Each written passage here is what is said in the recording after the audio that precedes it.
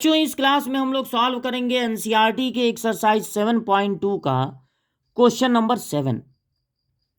Question 1 के पहले ही इस एक्सरसाइज में बता दिया गया कि जितने भी क्वेश्चन आपको दिए जा रहे हैं सबका करना है इंटीग्रेशन। सबका क्या करना है? इंटीग्रेशन। तो ऐसे इंटीग्रेशन का सिंबल लगाएंगे। ये सिंबल और डीएक्स दोनों एक साथ होते हैं। ये बताते हैं कि इंटीग्रेशन करना है इस फंक्शन का और सारे फार्मूले किस पे लगाने हैं? एक्स पे। अब अगर बाहर एक एक्स है और रूट में है x+2, इसका इंटीग्रेशन आपको करना है। तो इसका इंटीग्रेशन एक इस तरह से आप कर सकते हैं, कोई मल्टीप्लाई का रूल इंटीग्रेशन में नहीं होता है। इसको सही जगह पहुंचाएंगे तब इंटीग्रेशन करेंगे। अगर यहां x है, यहां x है, लेकिन इस x के साथ +2 भी है, तो आप एक काम कर सकते हैं, इस x में बाहर जो x है एक बार 2 ऐड कर दिए, एक बार 2 सब्ट्रैक्ट कर दिए, उससे कोई फर्क नहीं पड़ेगा।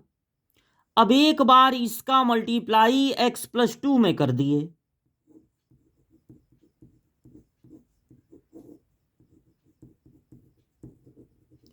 और एक बार जो बच गया उसमें तो -2 में करेंगे, तो -2 को बाहर भी रख सकते हैं इंटीग्रेशन के, क्योंकि वो एक कांस्टेंट है। अब देखिए, इस पे पावर 1 है और रूट का मतलब होता है पावर 1/2, तो इंटू करने पे पावर ऐड होते हैं। इस पे पावर कितना है? 1।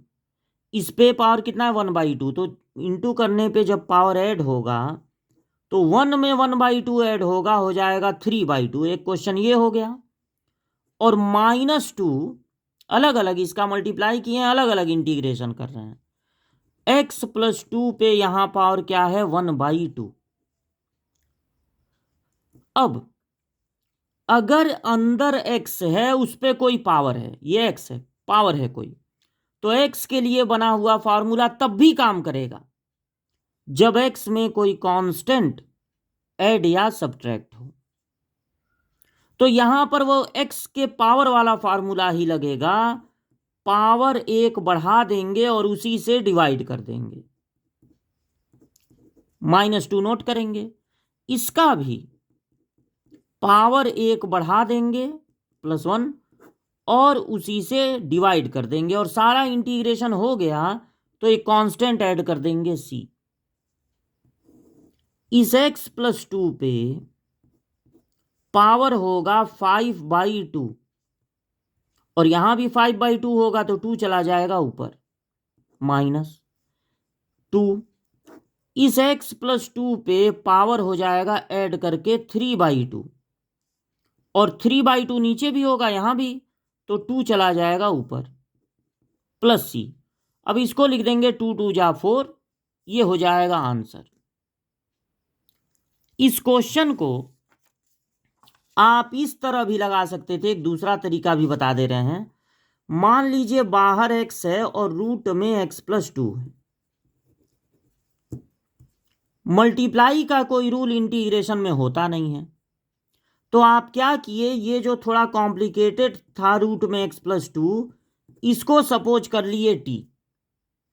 अब दोनों साइड में कर दिए स्क्वायर,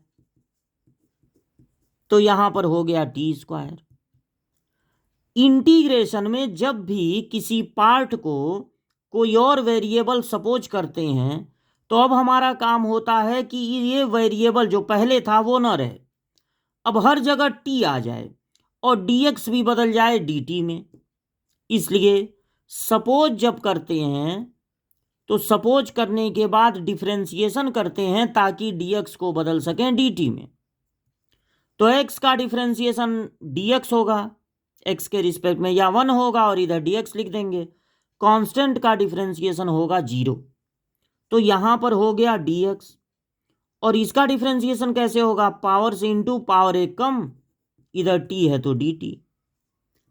अब देखिए, इस x की जगह पे रखेंगे T square minus two, x की जगह क्या लिख सकते हैं, टी स्क्वायर माइनस टू, और ये जो रूट में एक्स प्लस टू है उसकी जगह टी, और dx की जगह 2t dt। तो कुल मिला के हो गया टी स्क्वायर माइनस टू और ये 2t स्क्वायर dt। इसका मल्टीप्लाई पहले में होगा तो 2t to the power 4 minus 4t to the power 2 dt। अब ये बढ़िया जगह पहुंच गया है, अब इसका इंटीग्रेशन कर सकते हैं। तो जब इंटीग्रेशन करेंगे तो 2 ऐसे ही नोट हो जाएगा। x के किसी पावर का इंटीग्रेशन होता है, पावर एक बढ़ा देते हैं और उसी से डिवाइड, माइनस 4 इसका भी पावर एक बढ़ा देंगे उसी से डिवाइड, और जब इंटीग्रेशन हो गया तो एक कांस्टेंट ऐड कर देंगे c। अब t की जगह लिख सकते हैं, t की जगह x प्लस टू रूट में है तो पावर 1/2, तो टोटल यहां हो जाएगा 5/2 माइनस 4/3, और ये t की जगह लिखेंगे x प्लस टू पे रूट है, मन करे रूट लगाइए, मन करे पावर 1/2 लिखिए, तो यहां 3 भी है, टोटल हो जाएगा 3/2।